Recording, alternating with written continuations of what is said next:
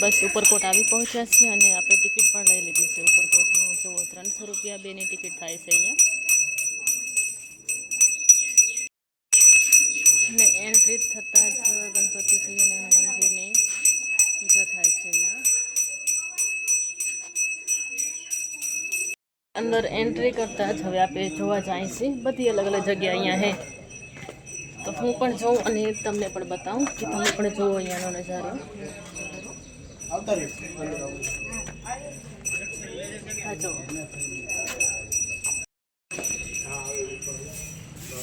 Photo પાડે ને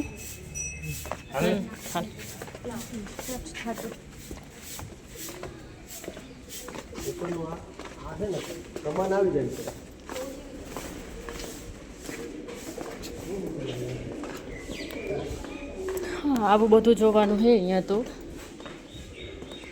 એકદમ દિવાલ કોતરીને બધું બનાવેલું હે.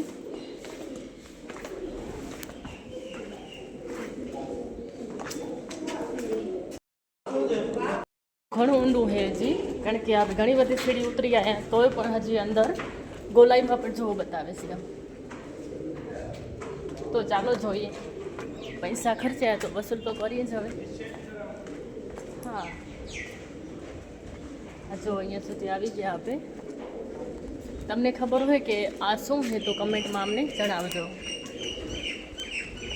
અમે લાસ્ટ 2010માં અહીંયા આવ્યા હતા અને હવે 2026માં આવ્યા. એ તો ઘણા વર્ષ નીકળી ગયા.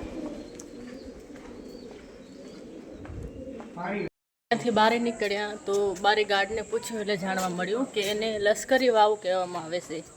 કારણ કે પહેલાં તો અમે પણ ન પૂછ્યો કે આને શું કહેવાય. બસ તો ચાલો આગળ જોઈએ હવે.